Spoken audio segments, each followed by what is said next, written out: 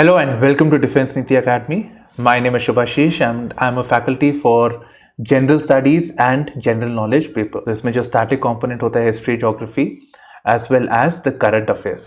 और ये जो हमारा चैनल है डिफेंस नीति अकेडमी, इसमें आपको डिफेंस रिलेटेड एग्जाम्स जैसे कि CDS, AFCAT, ठीक है, इन एग्जाम्स के लिए जो भी आपको रिसोर्सेज चाहिए सब हमारे चैनल पे अवेलेबल होंगी. तो जीके जीएस तो आपको पता ही दिया मैंने, एंड ऑल्सो मैथमेटिक्स, रीजनिंग, इन सब डोमेन्स में आपको कंटेंट हमारे चैनल पे मिलेगा, as well as the videos about guidance, strategic videos, ठीक है, वो भी आपको हमारे चैनल पे मिलेंगे.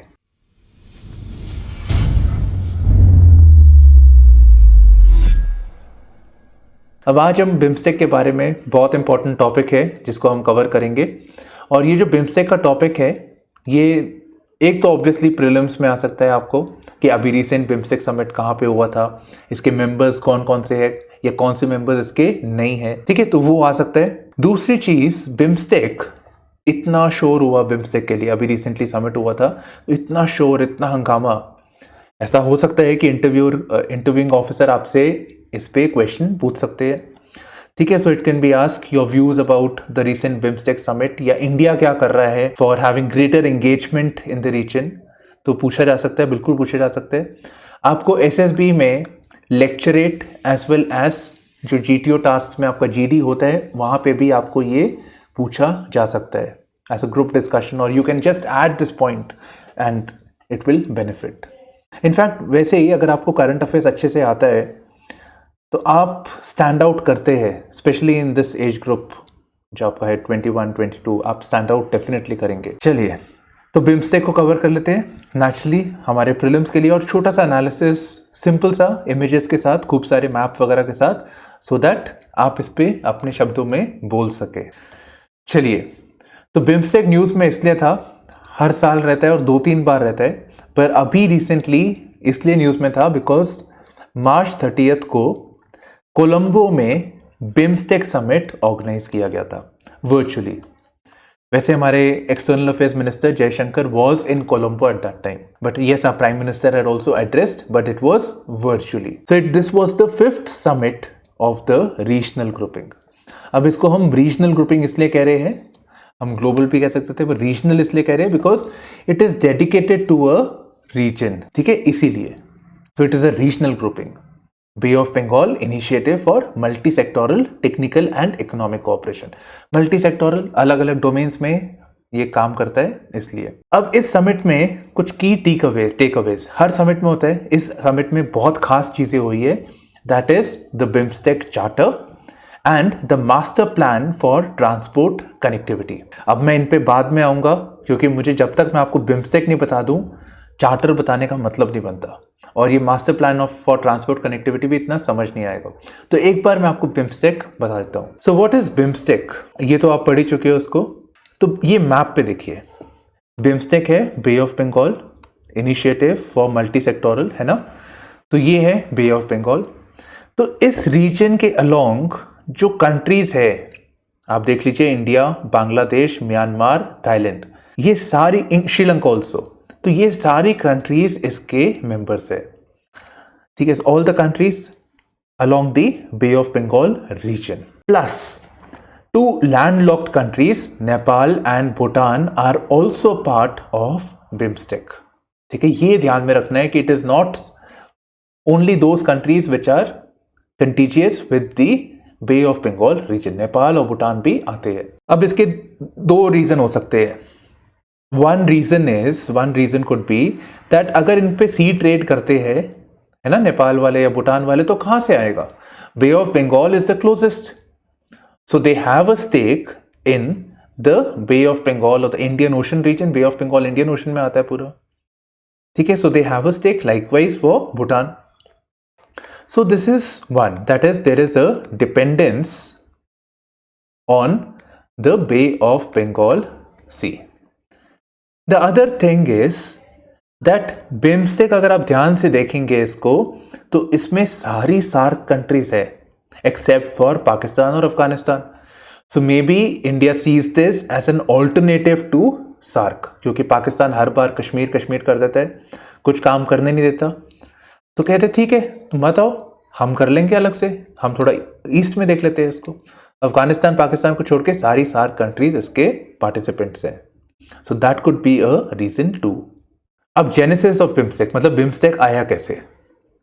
तो बिम्स्टेक आया via the Bangkok declaration. Bangkok इसका कैपिटल है थाईलैंड, ठीक है। तो Bangkok declaration and it came into existence in 1997। Initially इसके नाम अलग अलग थे, ठीक है। सारे कंट्रीज एक साथ तो आई नहीं इसके अंदर। तो पहले सिर्फ 4 मेंबर स्टेट्स थे, Bangladesh, India, Sri Lanka and Thailand.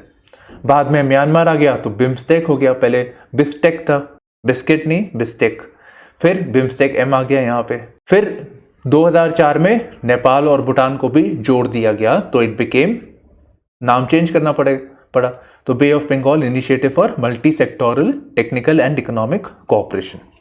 नाम से ही पता लगता है कि क्या करना चाहते हैं। बस एक चीज आपको ध्यान देनी पड़ेगी, that Nepal and Bhutan are also members of BIMSTEC. Now what is the significance of BIMSTEC for India? ठीक है, सिग्निफिकेंस क्या है इस समिट का इंडिया के लिए? इंडिया बहुत जोर दे रहा है, स्पेसिफिकली आफ्टर द 2015-16 से बिम्स्टेक पे बहुत जोर है इंडिया का। तो क्यों? और आप बाद में भी शायद इस वीडियो को देख रहे होंगे, तब भी शायद बिम्स्टेक न्यूज में रहा होगा, बस कोलंबो की जगह कोई और जगह होगी। तो इसकी सिग्निफिकेंस क्या है? So first of all, BIMSTEC जो है, it is the bridge between South and South East Asia. देखिए, सबसे पहले अगर आपको किसी चीज की सिग्निफिकेंस बतानी है, आपको उसका ये बताना पड़ेगा कि पोटेंशियल क्या है। तो पहले हम इसका पोटेंशियल देख रहे हैं। तो it is the bridge between South and South East Asia and represents a reinforcement of relations among these countries. ये है सार्क का मैप, मैंने उठाया है, हमेशा आपको बिम्स्टेक दिखा रहा हूं, है ना। तो ये आपको सार्क का मैप दिखाया है। तो इसमें अगर आप अफगानिस्तान और पाकिस्तान को हटा दो, सारी कंट्रीज इसके मेंबर्स है, plus south East Asian countries, Myanmar and Thailand, ठीक है। तो ये भी इसके यहाँ पे मेंबर्स है। तो सारी SAARC countries plus the South East Asian countries, ये ब्रिज एक तरह से आप इसको डिवाइड समझ लीजिए। ये जो अरुणाचल प्रदेश एंड नागा और ये सब टेरिटरी है, तो beyond this it's a bridge, ठीक है। So it is connecting between, ये आप साउथ ईस्ट एशिया ये पूरा हो जाता है यहाँ से। इस रीजन को इंडो चाइना भी कहते हैं। तो ये सारा रीजन जो है आपका साउथ ईस्ट एशिया है। तो ये एक ब्रिज है साउथ एशिया और साउथ ईस्ट एशिया का। It is a platform for intra regional cooperation between SAARC and ASEAN members. सारे एशियन कंट्रीज नहीं है इसके अंदर, सिर्फ म्यांमार और थाईलैंड है, ठीक है। बाकी इंडोनेशिया हो गया, वियतनाम हो गया, सारी ये एशियन है। पर एक तरह से एक प्लेटफॉर्म है जहां पे साउथ एशिया और साउथ ईस्ट एशिया काम कर सकता है। अब इसकी पॉपुलेशन भी बहुत सिग्निफिकेंट है, 1.5 बिलियन पीपल। 1.3 तो इंडिया के ही हो गए, ठीक है। 1.5 बिलियन पीपल, तो 22%, 1/5 ऑफ द पॉपुलेशन, उससे भी ज़्यादा। और इसका जीडीपी टर्म्स में भी देखें तो 2.7 ट्रिलियन इकोनॉमी, ठीक है। तो जीडीपी वाइज भी इसका साइज बहुत बड़ा है। So BIMSTEC member states have been able to sustain, और ये कंट्रीज की जो इकोनॉमिक ग्रोथ है वो भी बहुत तेज है, 6.5% रिलेटिवली अगर आप देखोगे डेवलप्ड कंट्रीज के साथ, तो ये फास्ट है। आप पैंडेमिक भी तो मानिए कि पैंडेमिक भी हुआ है। सो 6.5 economic growth trajectory in the last 5 years. तो अगर हम इनसे कोऑपरेट करेंगे, हम इनसे इकोनॉमिक इंटीग्रेशन की बात करेंगे, तो हमें भी फायदा होगा इससे। तो significance for India, 1/4 of world's trade crosses the bay every year, ठीक है। आप देखिए, चाइना से भी अगर ट्रेड जा रहा है तो चाइना को क्या चाहिए? तेल चाहिए, है ना। सऊदी से तेल चाहिए उसको, तो यहीं से जाएगा। चाइना कुछ एक्सपोर्ट कर रहे हैं, कहीं पे भी एक्सपोर्ट कर रहे हैं, China is the major exporter of the world, वो भी वहीं से जाएगा। तो बे ऑफ बंगाल बहुत इंपॉर्टेंट है ट्रेड एंड इकोनॉमिक एक्टिविटीज के पॉइंट ऑफ व्यू से, ठीक है। So this region is very very important. So पहला जो आपने देखा पोटेंशियल वाला, इट इज बेसिकली कि ये रीजन जो है, ये वाला रीजन, ये बहुत सिग्निफिकेंट है। अब बिम्स्टेक के थ्रू हम लोग काम कर सकते हैं ब्लू इकोनॉमी में। प्राइम मिनिस्टर बहुत एम्फेसाइज करते हैं ब्लू इकोनॉमी शब्द को। तो ब्लू इकोनॉमी क्या होता है? Blue economy is basically ocean based economic activities. Ocean based economic activities जैसे कि मैरिटाइम ट्रेड, ठीक है, तो हम ट्रेड में हम सारी कंट्रीज कोऑपरेट कर सकती है। So ocean based trade, maritime trade हो सकता है, फिशिंग हो सकता है, फिशरीज का सेक्टर हो सकता है। So in that domain we can work together. तो maritime trade, ships, coastal shipping can be one other domain over here. Then we can also work on the renewable energy. Oceans की जो Tide आती है, उस Tide ऊपर नीचे करती है, तो मैकेनिकल फोर्स से हम इलेक्ट्रिकल एनर्जी बना सकते हैं, ठीक है। So we can work on that domain. In fact अभी रिसेंटली हमारा जो बिम्स्टेक का समिट हुआ है, हमने ट्रांसफर ऑफ टेक्नोलॉजी की बात करी है कि हम टेक्नोलॉजी के स्फेयर में हम कैसे कोऑपरेट कर सकते हैं। तो renewable energy is one domain that we can work. Then what about the pollution that takes place in the ocean. Pollution अगर होती है यहाँ पे तो हम सबको अफेक्ट करेगी। तो सब कंट्रीज को इक्वल इंटरेस्ट है कि पोल्यूशन ना हो और ये एरिया सस्टेनेबली यूज किया जाए, ठीक है। ऑयल स्पिल्स वगैरह जिससे भी पोल्यूशन होते हैं ना हो। नाउ जो सी है, लैंड में तो हम बहुत माइनिंग कर चुके हैं, but what about the sea bed mining. ये एरिया माना जाता है कि इसमें नेचुरल गैस है, फिशिंग तो है ही है, नेचुरल गैस है यहाँ पे। इसके बियॉन्ड इसमें पॉलीमेटालिक नोड्यूल्स है, रेयर अर्थ मिनरल्स है, कोई स्ट्रैटेजिक मिनरल्स है जो हमें नहीं मिलते हैं, स्पेशली ये जो इलेक्ट्रॉनिक्स की मैन्युफैक्चरिंग के लिए चाहिए, जैसे कि अभी सेमीकंडक्टर्स की शॉर्टेज हो गई थी। तो हम ऐसा माना जाता है कि जो सी बेड है वहाँ पे पॉलीमेटालिक नोड्यूल्स है, जिसमें कोबाल्ट, मैग्नीशियम, मैंगनीज, ये सारे ऐसे एक बॉल बन के होते हैं। तो वहाँ से हमें मिनरल्स मिल सकते हैं और हम सारी कंट्रीज यहाँ पे कोऑपरेट कर सकते हैं। ठीक है, so we can work together on this domain. तो ये हो गया आपका, ठीक है। So there are number of ways by which we can work together और हमारे इंटरेस्ट अलाइन होते हैं यहाँ पे। अब जब मैंने यहाँ पे आपसे फिशिंग की बात करी तो एक चीज और, क्योंकि ये हमारे लिए इकोनॉमिक पॉइंट ऑफ व्यू से इंपॉर्टेंट है, कभी कभी ऐसा भी होता है कि हमारे फिशरमैन बांग्लादेश या श्रीलंका में फंस जाते हैं। इनफैक्ट ये भी न्यूज़ के अंदर है कि इंडियन फिशरमैन इन श्रीलंका और श्रीलंका वाले इंडिया में। तो ये एक प्रॉब्लम होती है, बिकॉज देखिए कितना पास है बॉर्डर। लैंड में जाते हैं तो आपको लिखा होता है 0, 1 किलोमीटर, 2 किलोमीटर, पर यहाँ पे आपको पता नहीं चलता। So there is always an issue of the fisherman. हमारे कुछ इशूज रहते हैं amongst the countries. There is also a disagreement कि हमारा बाउंड्री कौन सा है, आपका बाउंड्री कौन सा है। So BIMSTEC can pave way to resolve the pending issues, जो है लेगेसी इश्यूज है, उसको हमें रिजॉल्व करने में हेल्प करेगा। फिशरमैन का इशू है तो maybe we can use this platform कि देखिए ये इशू है, सीरियस इशू है, पर इसको ह्यूमैनिटेरियन पर्सपेक्टिव से देखना चाहिए, ठीक है। So that way we can look at it, we can cooperate on this. अब जैसे मैंने आपको बोला कि इसकी पॉपुलेशन बहुत है, इकोनॉमिक एक्टिविटी बहुत है यहाँ पे, BIMSTEC can also be an area of free trade activities. यहाँ पे हम लोग एक फ्री ट्रेड अग्रीमेंट कर सकते हैं, जिससे हमारा एक इकोनॉमिक इंटीग्रेशन हो जाता है, क्योंकि हमारे इंटरेस्ट अलाइंड है। हम बे ऑफ बंगाल अगर आप देखो तो एक तरह से लेक हो गया है यहाँ पे, है ना। तो ये एक रीजन है जो हमको सेपरेट करता है।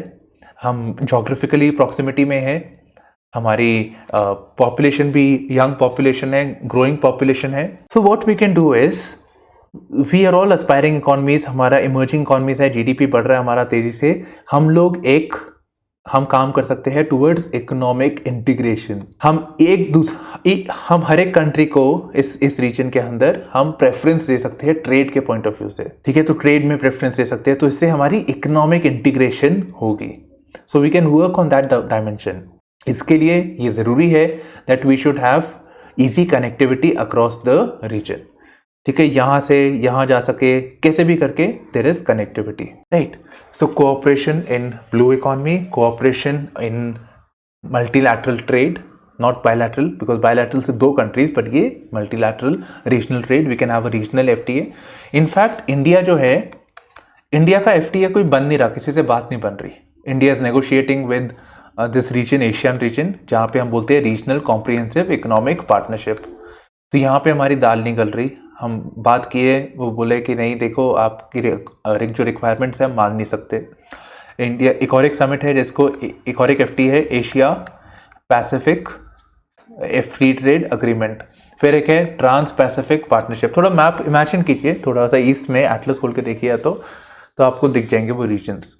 तो वो सारे इकोनॉमिकली इंटीग्रेटेड है, तो वो चाहते हैं कि वो एक दूसरे के साथ ट्रेड करें।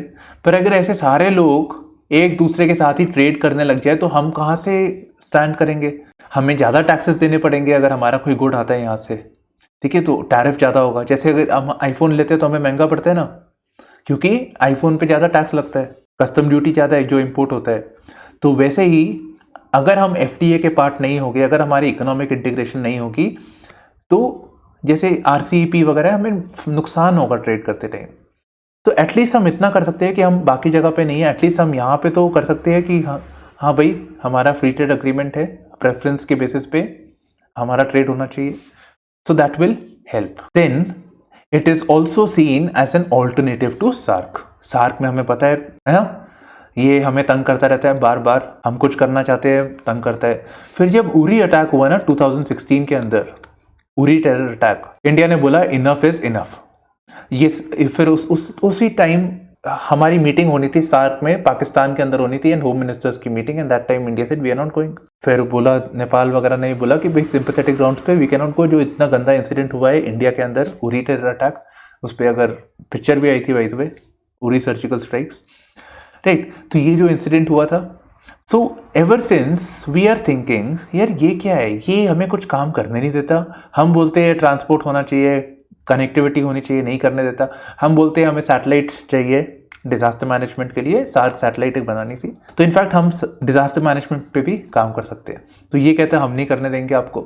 हम बात करने लगते तो बोलता है कश्मीर। तो ये तंग करता है, इसको निकालो यहाँ से, ठीक है, कैंसर जैसा इसको दफा करो। So now we see this as an alternative to SAARC कि यार ये सारी कंट्रीज तो है ना, ये साउथ एशियन कंट्रीज तो है, प्लस बोनस हो गया साउथ ईस्ट एशियन कंट्रीज पे हमको मिल गई यहाँ पे। तो ये तो बड़ा सही है, इसको इस पे हम फोकस करते हैं। So it is seen as an alternative to SAARC ever since this Uri attack. फिर पुलवामा हो गया, उससे पहले पठानकोट हुआ था। अब एक इंपॉर्टेंट कॉन्सेप्ट आने वाला है, that is countering China's belt and road initiative. China कह रहा है मेरे को चाहिए, क्या चाहिए, इंडियन ओशन रीजन में घुसना है मेरे को और टेरिटरी चाहिए, मेरे को और एरिया ऑफ इन्फ्लुएंस चाहिए। तो चाइना यहाँ पे घुसने पे लगा हुआ है। चाइना की एक पॉलिसी है कि इंडिया को एनसर्कल कर लो, पोर्ट बनाओ यहाँ पे पोर्ट बनाओ, मालदीव्स में पोर्ट बनाओ, म्यांमार में पोर्ट बनाओ, जहां हो सके पोर्ट बनाओ। बांग्लादेश में बना दिया, तो इससे क्या होगा, इससे एक स्ट्रिंग ऑफ पर्ल्स बन जाती है। चाइना नहीं बोला हुआ, स्ट्रिंग ऑफ पर्ल्स बनाने अराउंड चाइना। ये इंडिया का पेनिनसुला देखो एक गर्दन जैसे है, तो यहाँ पे एक पर्ल आ गया, पर्ल का हार आ गया, ठीक है। तो ये जो पोर्ट्स है ये पर्ल है, मोती है। तो यहाँ पे क्या होगा, अगर यहाँ पे ऐसे होगा तो चाइना तो कहते हैं कि देखो हमारा कोई ऐसा मोटिव नहीं है, हम तो चाहते हैं बस हम ट्रेड करना चाहते हैं, हमें तेल चाहिए सऊदी अरेबिया से, हमें एक्सपोर्ट करना है अफ्रीका में, हमें तो बस पोर्ट्स चाहिए ताकि हम रिफ्यूल कर सके, हम अपने शिप्स को वहाँ रख सके, बस इसलिए। पर हमें पता है चाइना की नीयत थोड़ी ठीक नहीं रहती। चाइना का अगर कोई प्रोजेक्ट करता है उसमें definitely there is a military underpinning, military पे पक्का उसका फोकस रहता है। और चाइना का डॉक्यूमेंटेड है कि वो बोलते हैं कि हम ऐसे पोर्ट्स बनाएंगे, हम इनसर्कल करेंगे, ताकि हमें भी डर लगता है कि वहाँ पे वो न्यूक्लियर बॉम्ब्स रख सकते हैं या न्यूक्लियर सबमरीन्स रख सकते हैं, and they can target us eventually, ठीक है। तो हम we are under perpetual fear in a way, they are at us all the time, और हम अपने बाकी चीज़ों पे फोकस ना कर सके। तो ये उसका एक एजेंडा है चाइना का। तो we are concerned about China's belt and road initiative. वैसे बेल्ट एंड रोड इनिशिएटिव है कि एक चाइना का पुराना होता था सिल्क रूट, ठीक है। तो चाइना से जाता था सीधा यूरोप में, वो सिल्क बेचते थे, तब भी मैन्युफैक्चर करते थे, आज भी बेचते बहुत है वो, ठीक है। तो ये उनका एक रूट होता था। तो इसको हम वन बेल्ट वन रोड भी कहते हैं, जो लैंड से जा रहा है, और एक मैरीटाइम सिल्क रूट, ठीक है। ये सीरीज ऑफ पोर्ट्स के साथ ये कनेक्ट होता था, मैरीटाइम सिल्क रूट।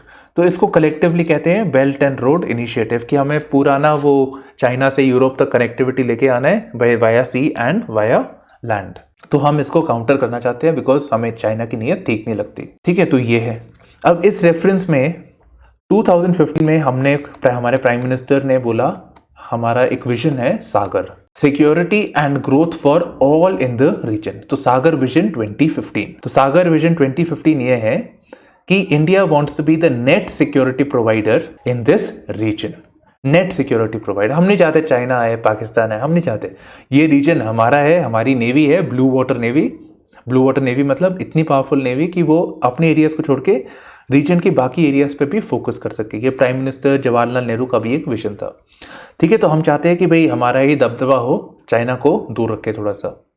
तो ये हमारा सागर विजन है 2015। सिक्योरिटी भी होगी, ग्रोथ भी होगा, सब करिए, सबका साथ सबका विकास। And at the same time अगर हम ऐसा करते हैं तो ये चाइना का BRI भी काउंटर करता है।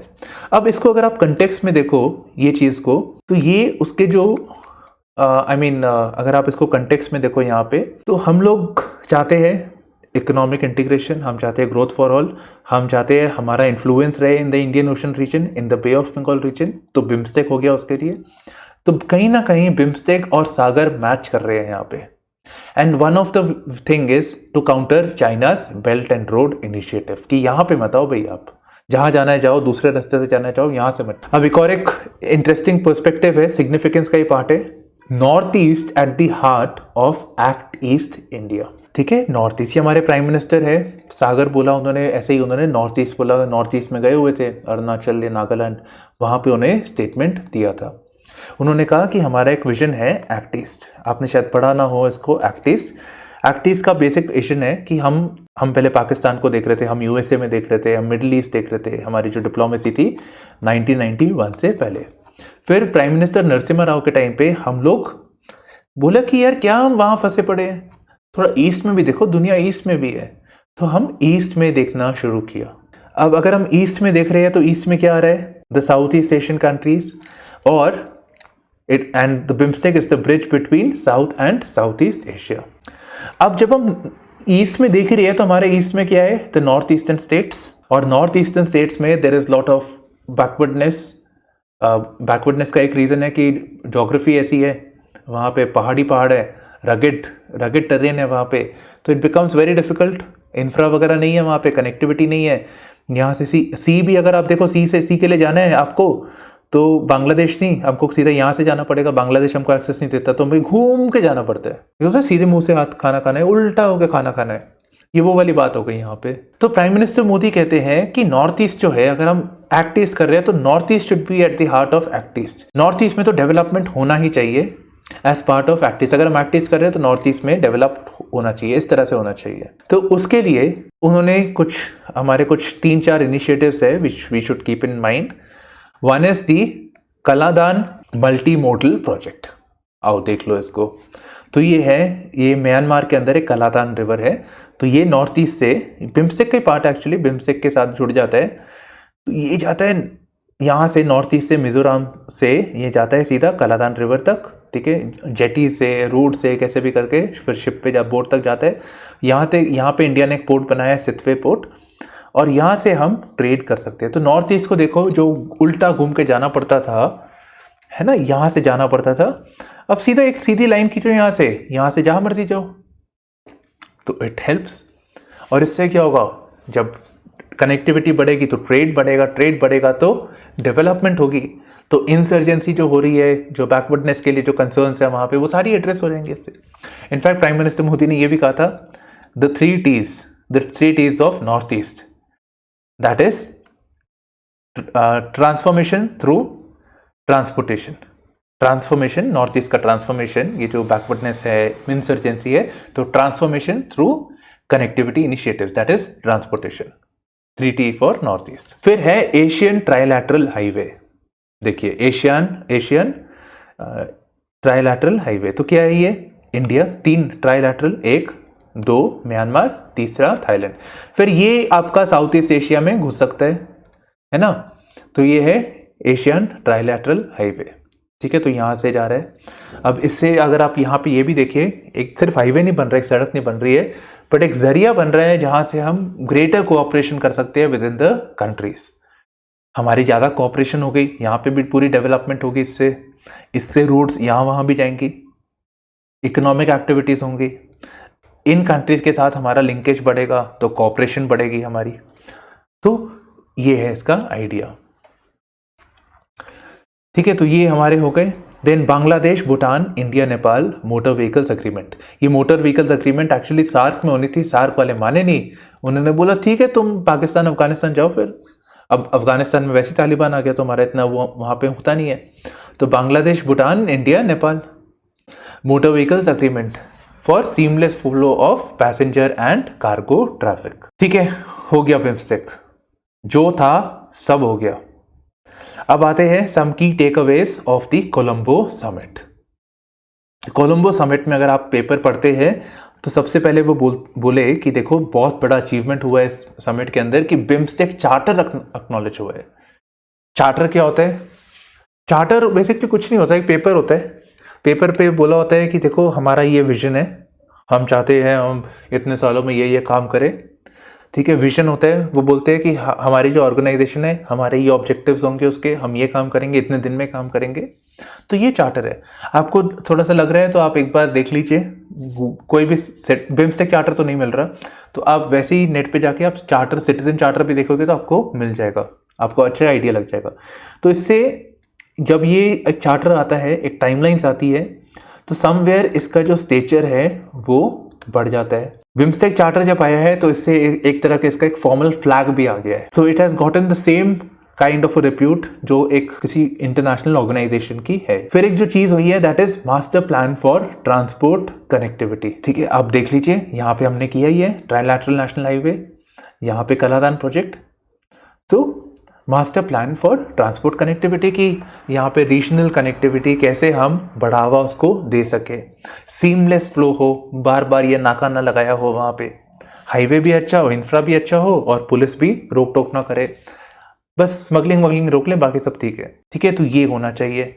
अब जब ट्रांसपोर्ट कनेक्टिविटी की बात कर रहे हैं और अगर सीमलेस होना चाहिए तो टैक्सेस भी सीमलेस होने चाहिए, एक जैसे होने चाहिए, तभी ये हो पाएगा, राइट। एंड ये होगा तब इकोनॉमिक इंटीग्रेशन होगी। इकोनॉमिक इंटीग्रेशन होगी तो ग्रेटर कोऑपरेशन। सो मेंबर कंट्रीज और चीजें हुई। Member countries also signed the mutual legal assistance on criminal matters. मान लीजिए कोई हमारा क्रिमिनल है या कोई बैंक जैसे होते हैं ना, वो भी नीरव मोदी और ये सब, अगर कोई दूसरी कंट्री में जाते हैं तो अगर हमारी उनके साथ म्यूचुअल लीगल असिस्टेंस ट्रीटी है, MLAT भी कहते हैं उसको, तो इन दैट केस उनको जो भी हम उनसे इंफॉर्मेशन मांगते हैं क्रिमिनल मैटर्स पे तो उनको हमें देना पड़ेगा। कभी कभी इसमें ये भी होता है कि अगर कोई दूसरी कंट्री में भाग गया है तो उसको एक्स्ट्राडिट करने का प्रोविजन भी होता है, ठीक है। तो ये भी साइन हो गया है। Then establishment of BIMSTEC technology transfer facility.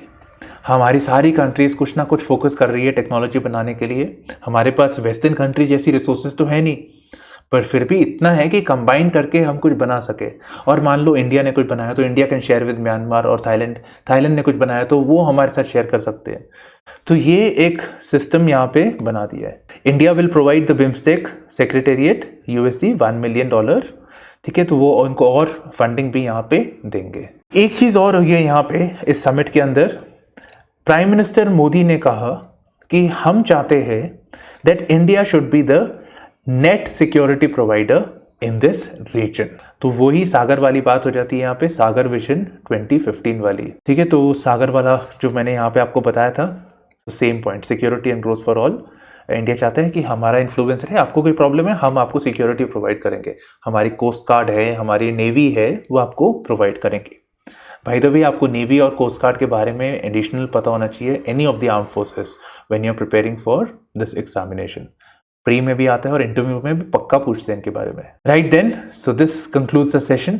Thank you for streaming in to defence Niti academy, and this is Shubhashish signing off. Bye bye, take care and all the best.